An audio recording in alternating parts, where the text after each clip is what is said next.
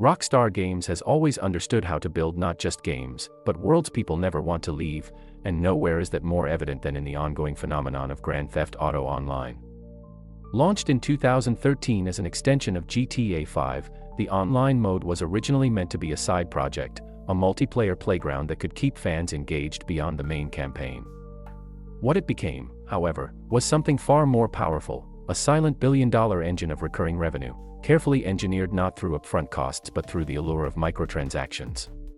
By 2020, analysts estimated that GTA Online had generated more than $2 billion in lifetime revenue, and much of that came not from sales of the base game but from shark cards, the in-game currency packs that let players exchange real money for virtual cash.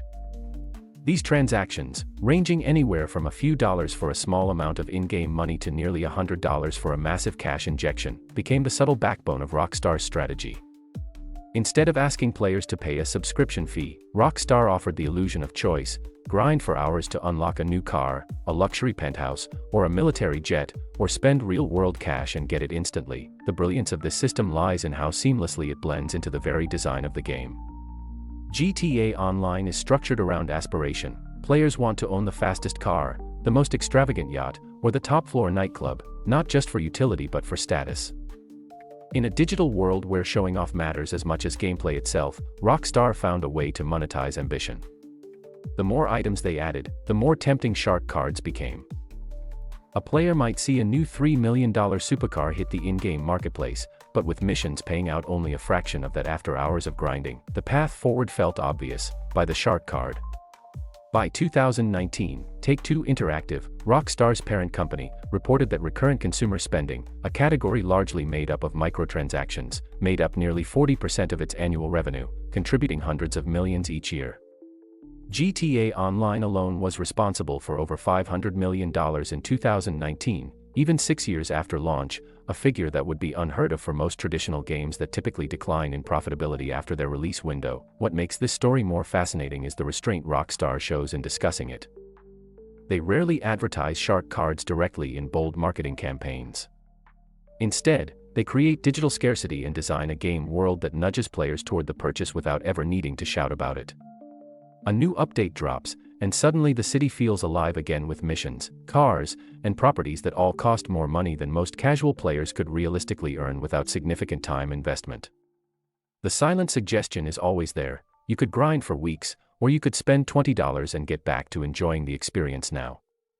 That subtlety is key, because it doesn't feel like a transaction, it feels like skipping the wait. Over time, this quiet model has transformed GTA Online into one of the most profitable entertainment products ever made.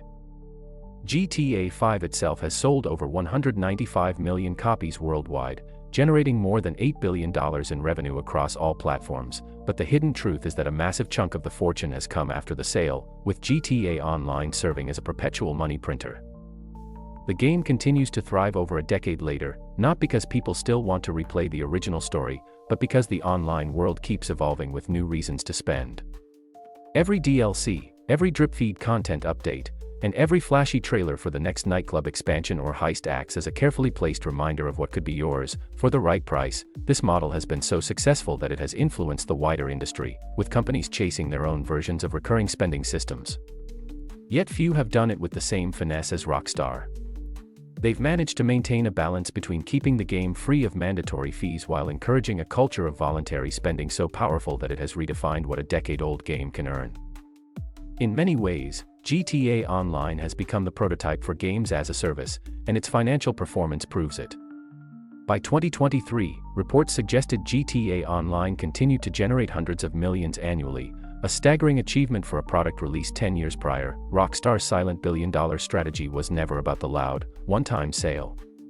It was about creating a living digital ecosystem where money could continuously flow, not because players were forced to pay, but because they wanted to pay. And in doing so, Rockstar showed that the true genius of game monetization lies not in pushing players away with paywalls, but in pulling them deeper into a world so compelling that spending feels like part of the experience. GTA Online's legacy, then, is not just as an online game, but as one of the most lucrative business models in modern entertainment, a case study in how subtlety and ambition can quietly rewrite the economics of gaming.